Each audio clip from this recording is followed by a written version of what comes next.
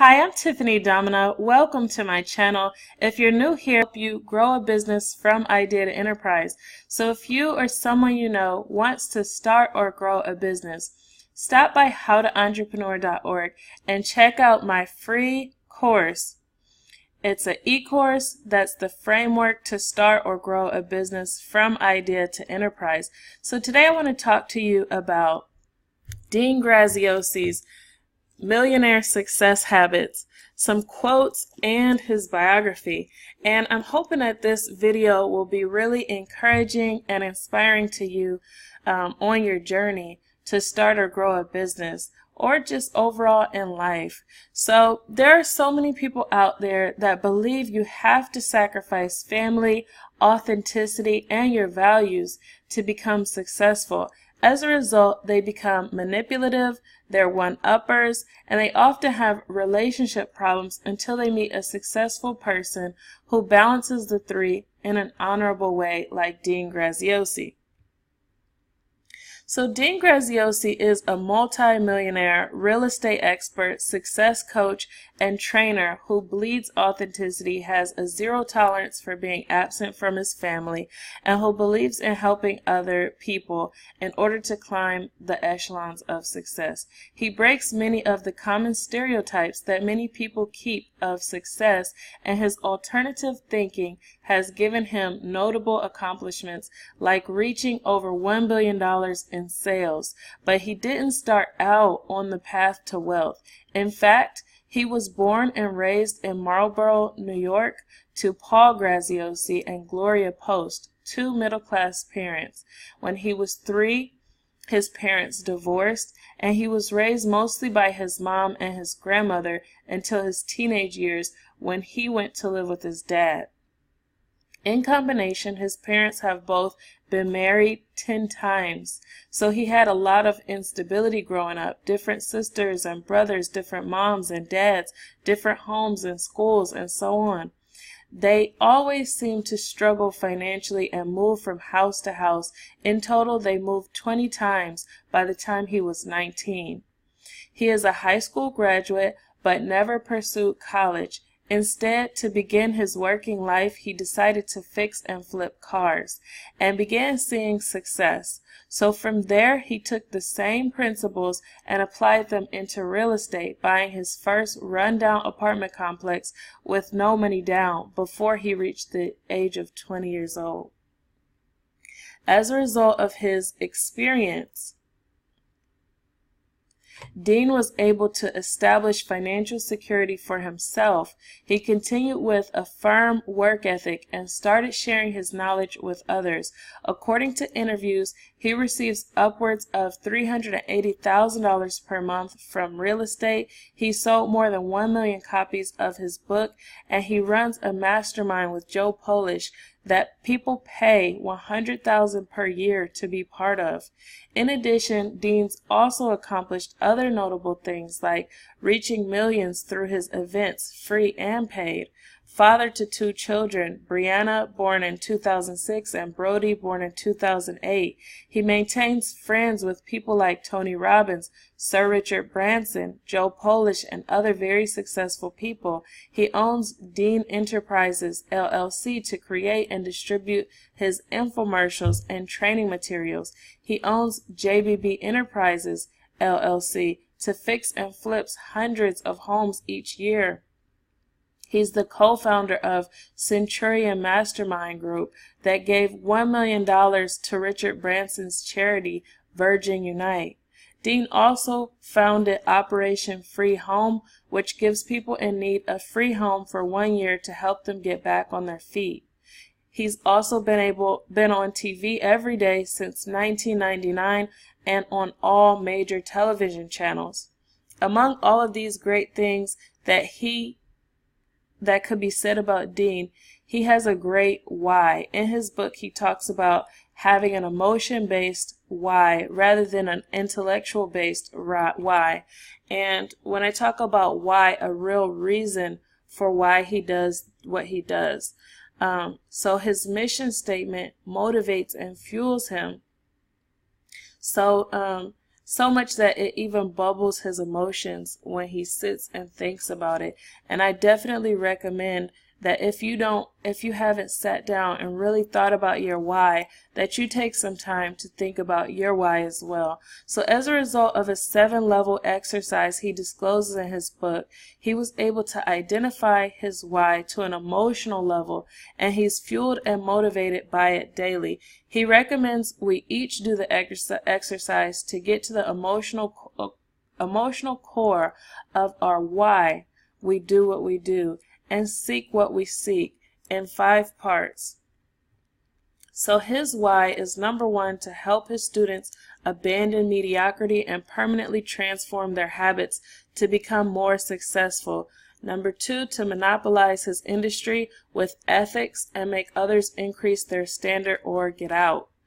Number 3, to continue pushing forward in his life because he knows what it's like to be poor, unstable, and out of control. Number 4, to give his children choices. And number 5, to own his time and money and direct it, and to teach others to do the same.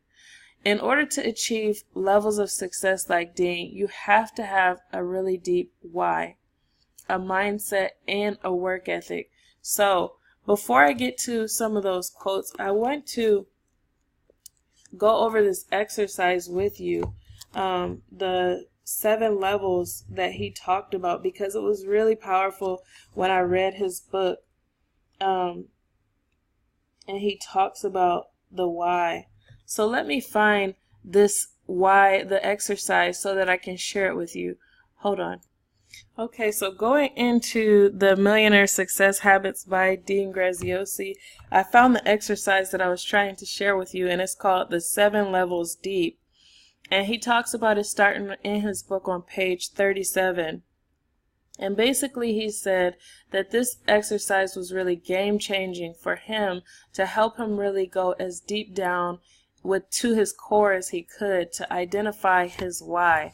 Because before that, he was basically having a superficial look at his why, and then he hired a consultant named Joe Stump that helped him to go deep down within himself and really discover the core why of why he wanted to do what he does. So I wanted to share some highlights from that with you. Basically, Joe Stump asked him, why did he want him here? And he took the answer that Dean gave, which was, he said, I asked you why you wanted me here earlier, and you basically said because you want to get clients. You want your clients, your readers, and your customers more engaged so you can help change their lives for the better, even more than you have. I think that's a great answer, Dean. Very notable. Now let me ask you, why is it important to you to get more of your students engaged, to understand more, to overcome obstacles, to take action, and to see that next level of life? So he took the same response that Dean gave and reiterated it in a question and asked a deeper why. And so Dean had to think deeper about that, and then he took the question and he went even deeper. So at this point, Dean said, because so many people get stuck in the routine of mediocrity, and I know I'm giving them good strategies, but not all are using them. I don't want to be the sales or infomercial guy who just sold them a book.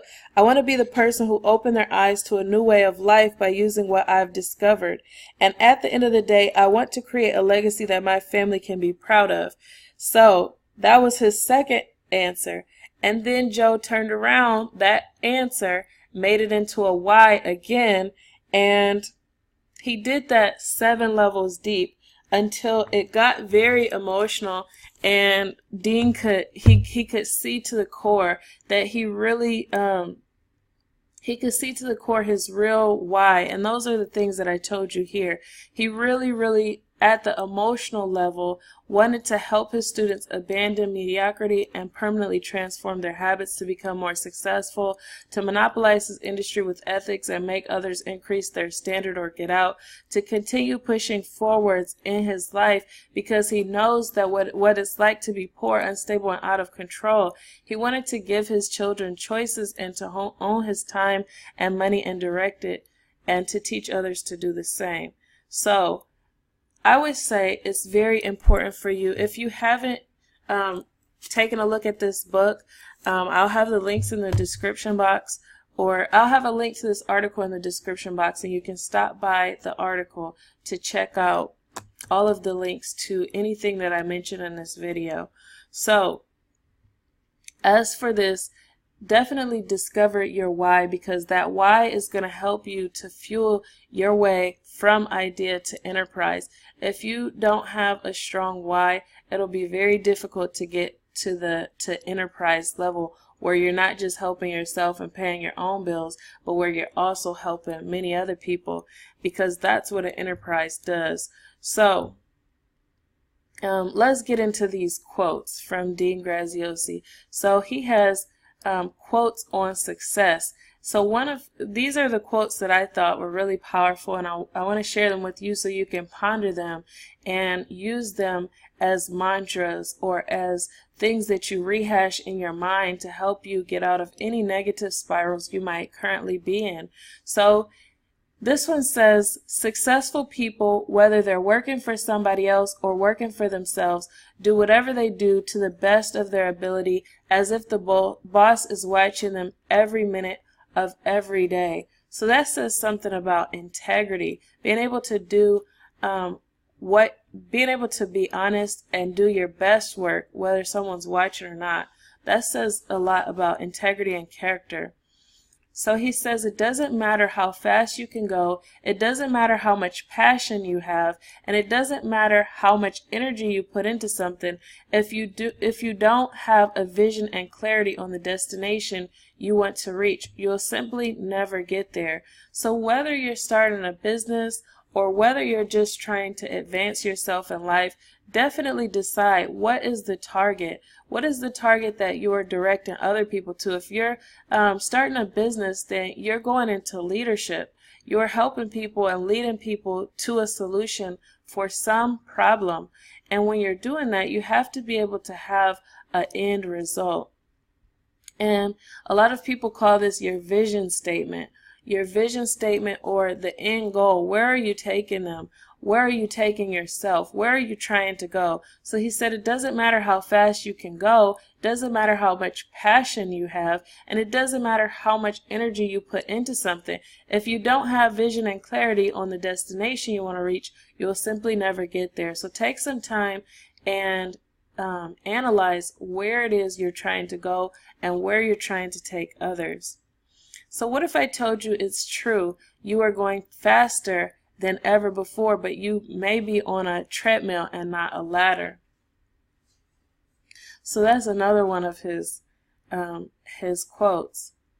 Then he says, it doesn't matter where you come from, it only matters where you are and where you want to go. And I think he's the perfect testimony of that. A lot of people use their past.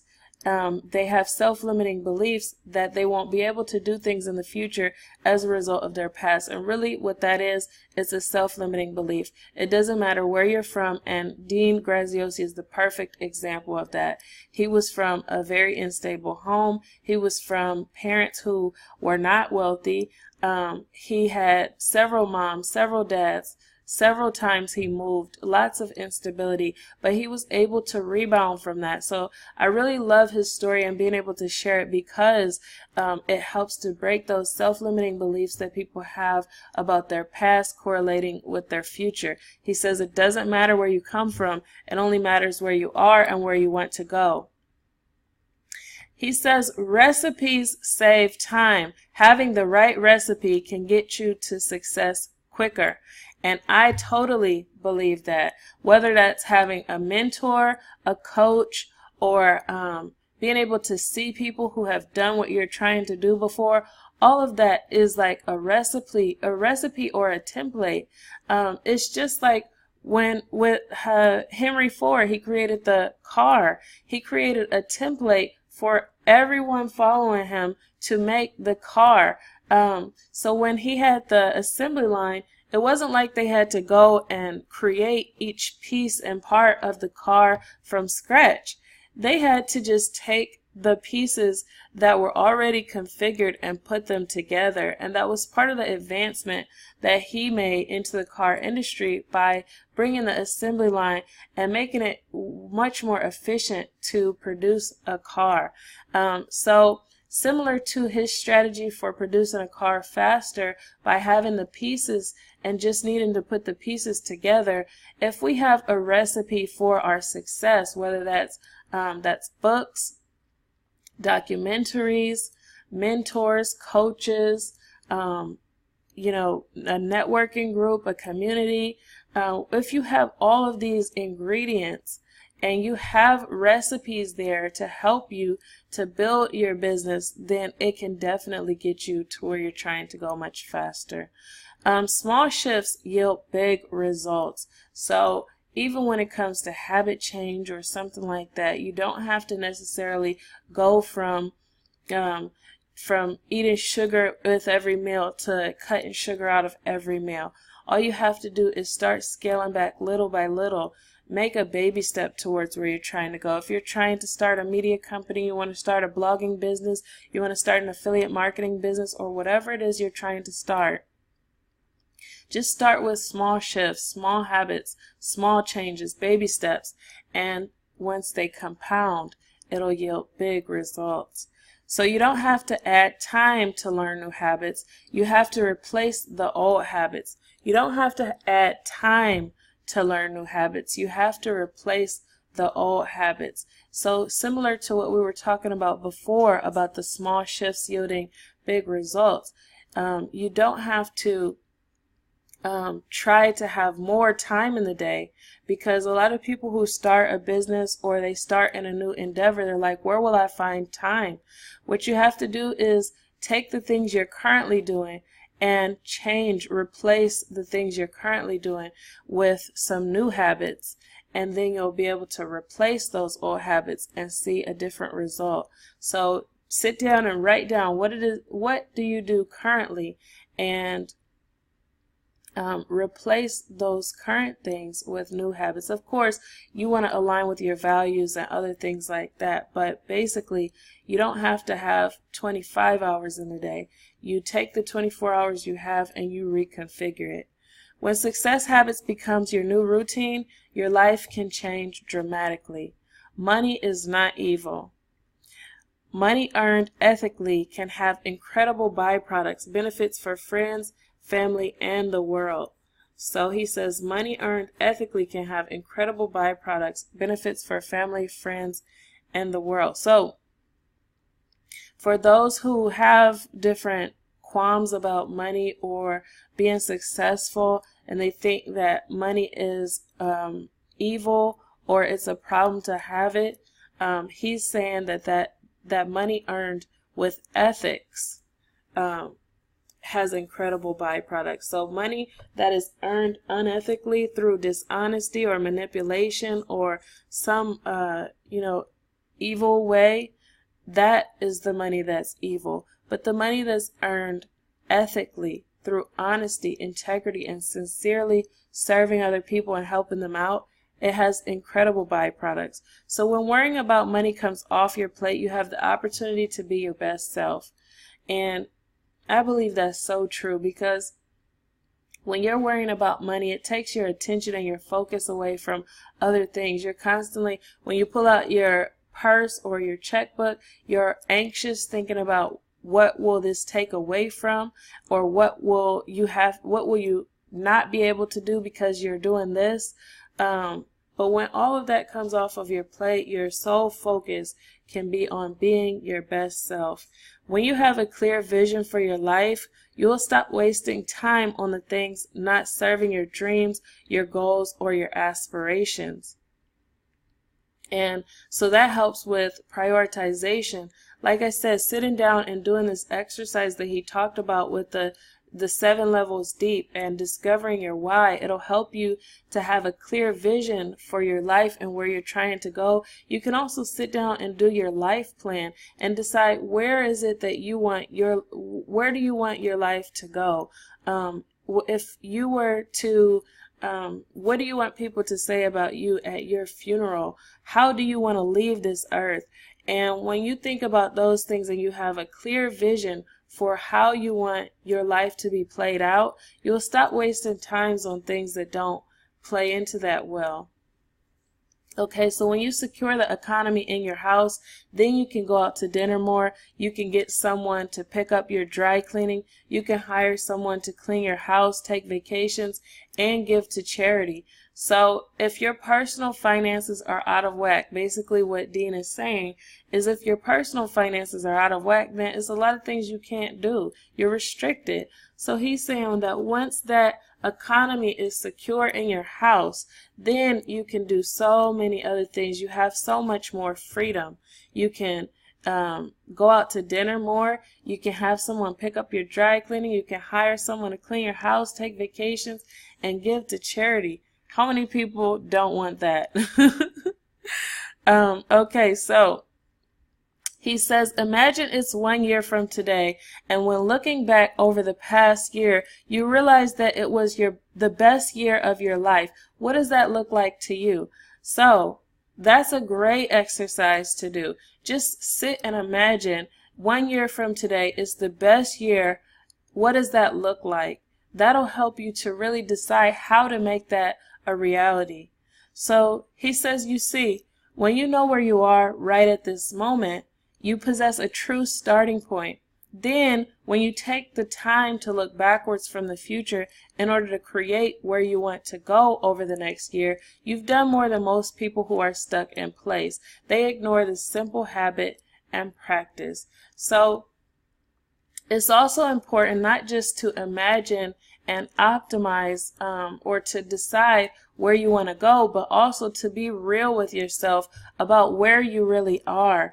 And this can, sitting down and saying how much money you have, being realistic with yourself about what's in your account and how it's being used, doing budgeting, doing scheduling, how much time do you have, how much time is going here, how much time is going there, how many relationships do you have, how many professional relationships, how many personal relationships do you have. Just taking a real inventory of where you are and what you have, what resources are available to you, is really helpful as a starting point for you when you decide that you want to go to a new destination. It's helpful to really be accurate about where you are so that you can make a game plan about how to grow that, how to change it. Okay, so he says identify your why. So he also says, you may sometimes find yourself wondering why you're working faster, your life is going quicker, and you're ultimately working harder than ever before, but you haven't found that next level in life, and the simple explanation is you have a villain working against you, and you don't even know it. So, I know that most people realize they have some type of opposition, whether that's their self-limiting beliefs, whether that's, sometimes life crises happen. You have a flat tire. You were planning to get to an appointment at a certain time, and things happen. There's natural disasters that happens. There's all kinds of things that's completely outside of your control. But sometimes you'll find that there's something working against you. And he's saying, you may find yourself wondering why you're working faster, your life is going quicker, and you're ultimately working harder than before. And you really have to, you have to know that there's something working against you when you're having these signs. So he talks about many adults inadvertently strip kids of their confidence and their abilities because of this insistence on addressing weaknesses. The truth is that when we're taught to work on things we suck at, it makes us struggle constantly, and it diminishes our belief in ourselves. And he talked about his experience with adults who were trying to make him improve his weaknesses. So let's say, for example, you're a disorganized person. You're not really good at organization. Or let's say you're not good at cooking or something like that. And instead of focusing on mastering those things that you're good at, you focus on trying to improve your weaknesses. You focus on trying to be better at cleaning because you're really, really horrible at being organized. But you focus your attention on trying to be better at being organized. But let's say you're amazing at let's say you're amazing at coding, maybe coding websites, HTML, CSS, JavaScript. You're amazing at that. But you take the time away from work you could be doing to help other people with that, and you decide to focus on improving in organization. And he's saying the truth is that when we're taught to work on things we suck at, it makes us struggle constantly, and it diminishes our belief in ourselves. So instead of focusing on something that you're really bad at, he's suggesting that you focus on what you're good at and make your focus on that area that you're good at a benefit to where you can leverage other people to help you with the things that you're not good at. Okay, he says, you possess gifts, your unique abilities. There's no real explanation as to why you're good at some things. You just are. And your success depends on making it a habit to focus on improving what you're already good at to the point of greatness. So, there are many of us that are trying to get A's in everything. Like I mentioned the example from before, you're amazing at coding, you're better than most of the world at coding, but instead of just taking that to the next level and being great at that, you decide to try to balance all of these things and try to get an A in this area, try to get an A in so many different areas that your focus is too divided and you can't really master any of it. So he says, you possess gifts, your unique abilities. There's no explanation as to why you're good at some things. You just are. And your success depends on making it a habit to focus on improving what you're already good at to the point of greatness. So, of course, it's okay to dive into some things and to try to improve and be better and things like that. But a genuine focus, a real focus has to be on taking the things you're already good at and making those things better, optimizing those things instead of diversifying too much to where you're the jack of all trades and the master of none. So he says, if you put your energy and focus into the things that you're good at and become great at them, you can eventually pay for someone else to do the things you are not good at. This one strategy will help you improve more than just your bank account. It will improve every area of your life. Teamwork is basically what that's saying. You don't have to be good at everything.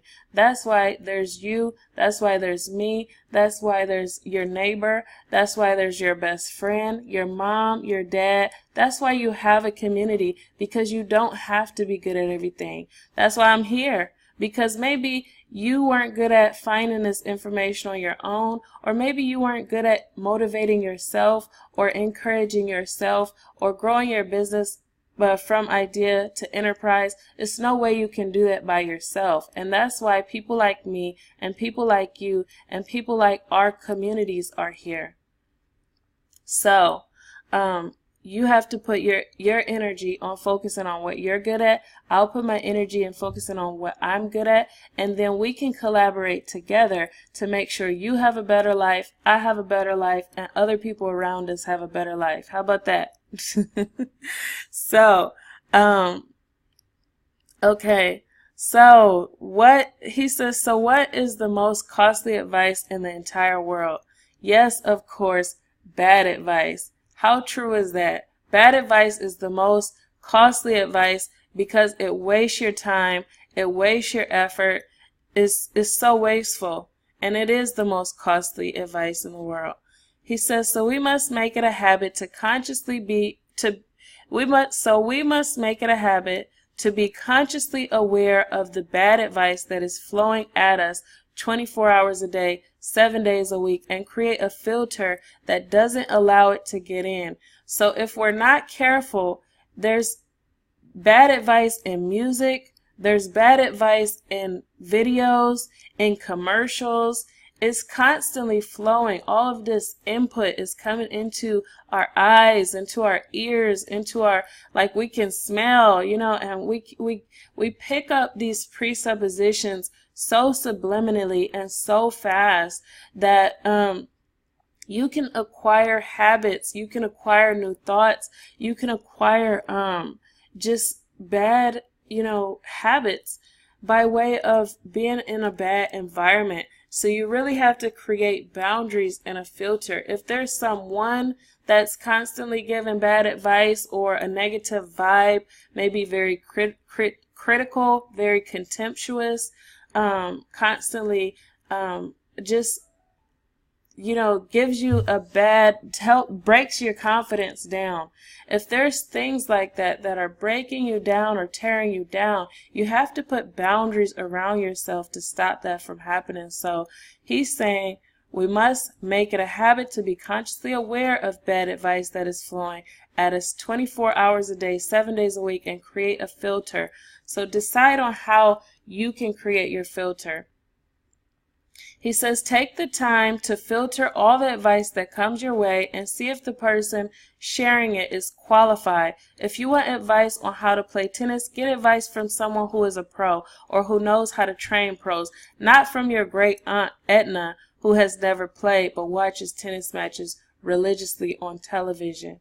So, follow qualified advisors. Also, you want to make sure, another practice that's common for many successful people is to take silent time where you can just sit and think about the advice that's come your way, the things that are going on. Some people use journaling as a process to filter through bad advice. Some people use different methods, but you want to take some practice that gives you the time and the space to seclude yourself and go through the things that you've taken in, the music that you've heard, the thoughts, the presuppositions that have been deposited inside of you as a result of the things that you're taking in, the things that you're reading, the things that you're surrounding yourself with. He says, start realizing your true worth and know that you can evolve in the direction you choose.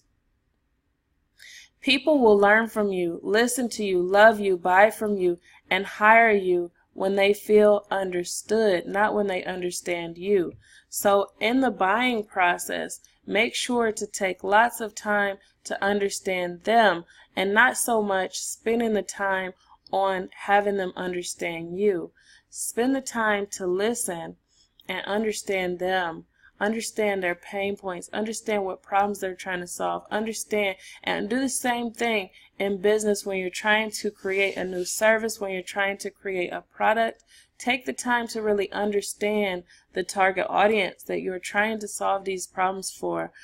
Take the time, the same thing if you have interpersonal relationships, your family, your mom, dad, wife, husband, kids. Take the time to understand, because this doesn't just apply to people buying from you monetarily, but even if you want to persuade your husband or your wife or your kids, people will buy into what you're trying to do or what you're trying to encourage them to do when they feel understood, not when they understand you. Your ears are a better persuasion tool than your lips. So active listening helps with persuasion better than talking. Do you want to end conflict? Then listen. Enter the internal conversation in other people's heads. Let them feel understood. Then you can unite to solve the problem. So thoroughly listen, find out what they're trying to do, and then unite with them to solve the problem. I love that approach to sales. Instead of hard selling and pushing on them your products and services, let them talk to you and diagnose what would be a good solution for them. Sell people what they want and give them what they need. Sell people what they want and give them what they need. So you don't necessarily sell them what they need. So maybe you know this person is overweight and they don't need to be eating more sugar and more ice cream and more protein, more fat. They don't need all that. So you know that, but you don't have to tell them, no, you need vegetables instead of this. You sell them what they want and you give them what they need. You sell them, maybe they're actually craving for something sweet, but you, instead of giving them exactly what they want, you give them what they need. So he's saying, if you reverse this concept, if you try to sell them what you think they need, you'll probably fail. Better to hit the bullet points of what they want and wrap it around what they need. So, when you tap into people's wants, you stir their emotions, and emotions make decisions. As long as you're emotionally engaging them in a process or an action that can help their lives, do anything in your power to turn the proposed behavior into reality. Now that's deep. When you tap into people's emotions, you stir their emotions, and emotions make decisions.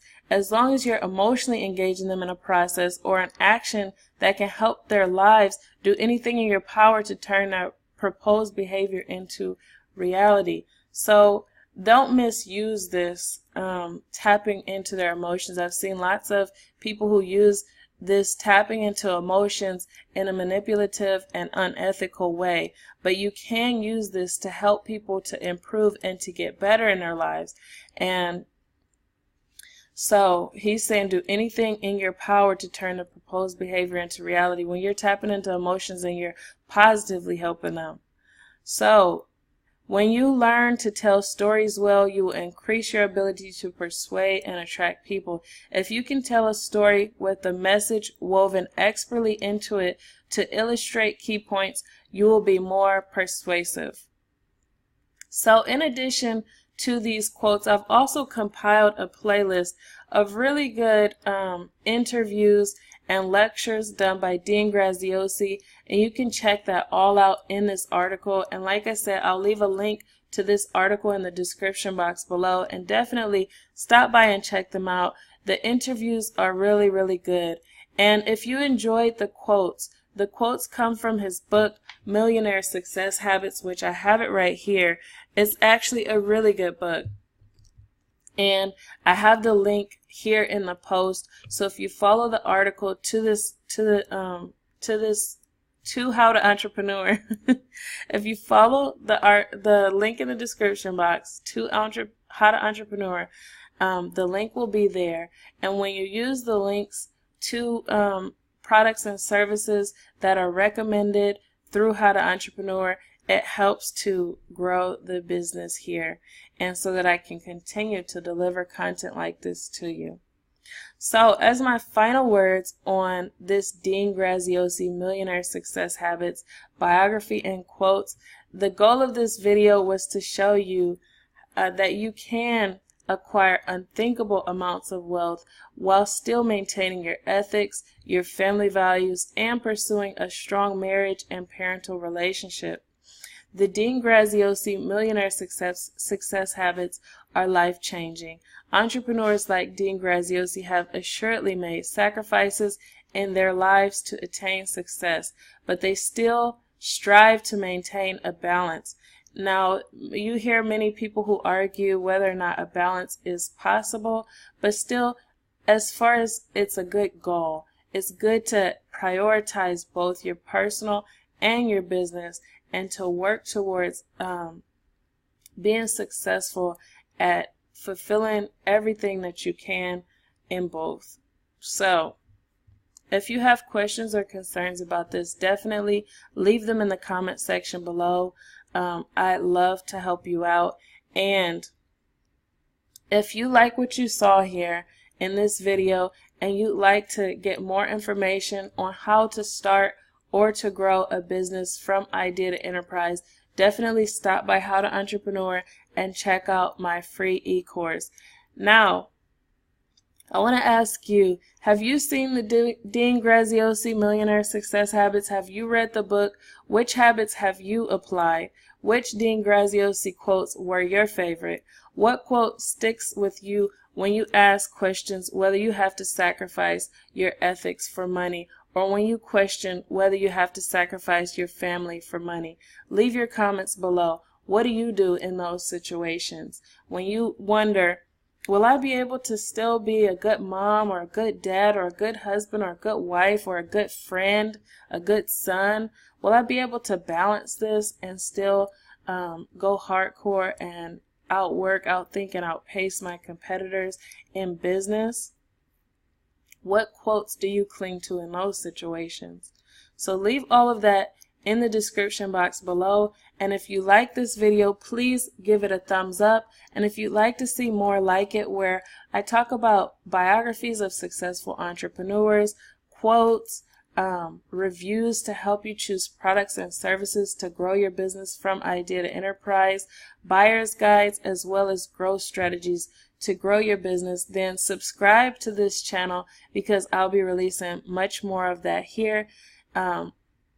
So that's all I have for this video, and I'm really hoping to see you in the next one. Subscribe, leave a thumbs up, leave your comments below, click the bell icon, and that's all I have for this video. Bye.